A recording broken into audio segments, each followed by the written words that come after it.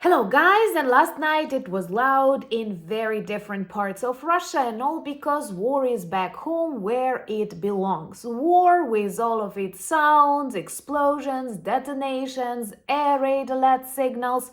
But perhaps we will focus on the most interesting targets demilitarized in Rostov region, an active war zone in Russia, in particular in Taganrog. There, Ukrainian missiles Neptune and Ukrainian drones destroyed a couple of Russian aircraft, including a very rare A-60.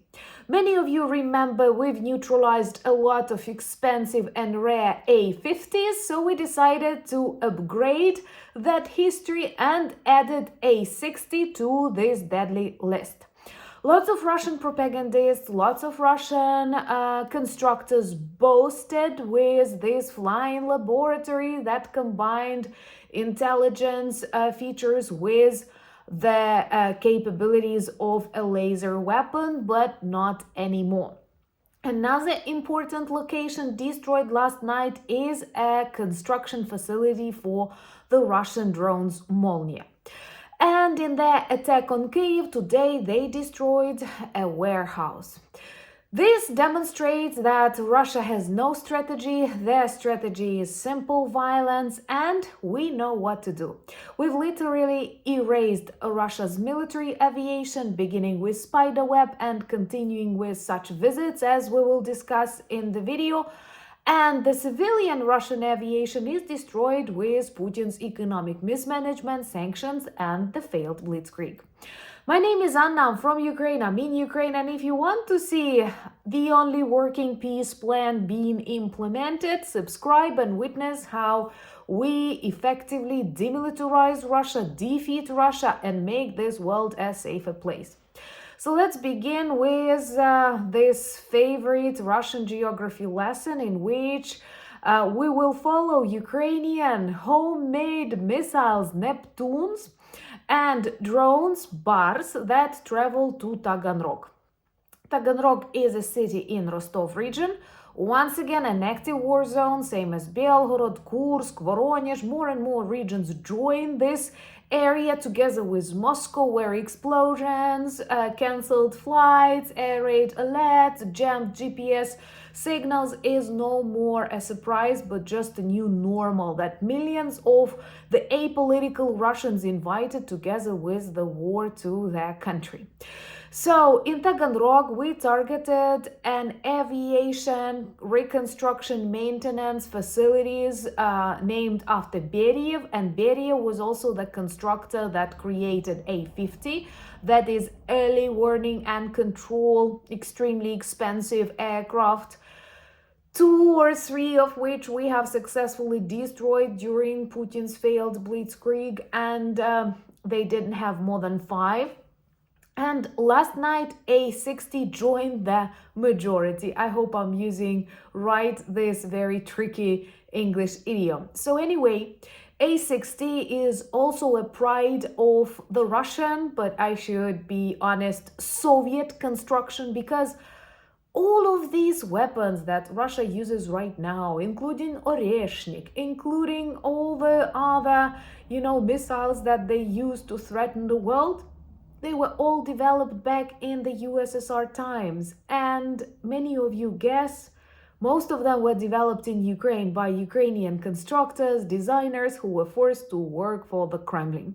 This will not repeat, and now Ukrainian-made Neptunes, Flamingos, and many different kinds of drones demilitarize old Soviet crap.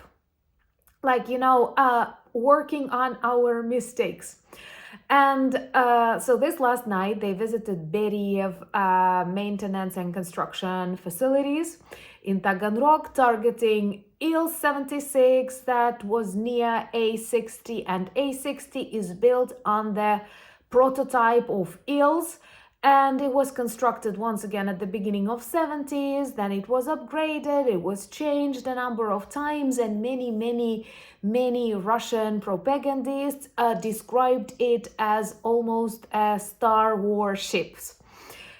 funny. Will they mention it when speaking about this destruction last night? I'm not sure, but you can find tons of videos on Russia's TV describing A-60, that it is a flying experiment, a flying laboratory that can be used as a laser weapon targeting enemies, and also can be used as an intelligence and radar system. But not anymore. They had two of such aircraft. One burned out earlier, perhaps of the traditional Russian negligence, and the second one was demilitarized with the help of Ukrainian drones and missiles. And I love repeating, Ukrainian-made drones and missiles. I wonder if we keep developing, if we keep growing our military production, what will those Russia supporters do to stop Ukraine? Because it's so pathetic to watch how many politicians, businessmen, corrupt people try to save the Kremlin from its collapse, especially when these updates from their economic backyard become more and more evident, with, empty budget, lacking 6 trillion rubles, with totally destroyed industries, with lots of taxes that Russians won't be able to pay the next year, and thus more and more businesses will close, and this printing press that is hot of printing more and more Russian rubles that keep losing their value. So what we observe now with this peace proposal, with Orban traveling to Moscow this week, and many more, these are desperate attempts to save the Russian Federation from its inevitable dissolution. The moment Putin attacked Ukraine, he pushed the button. He triggered the collapse of the Russian Federation. Trust me, and subscribe to witness that together. There are a lot of important details, signals, and symptoms that prove this is coming. So a number of aircraft were also destroyed in an hangar, if that's the right word to use. I mean, like where the aircraft sleep. And also, what's good, we burned a drone production facility, Molnia drones. Typically, Russians steal, these technologies from Iranians, from Chinese. They simply stick different names, and this does not change the background, because in Ukraine we work on our own developments. Our constructors have direct connections with units on the front lines. They learn, they listen, they receive feedback, they improve.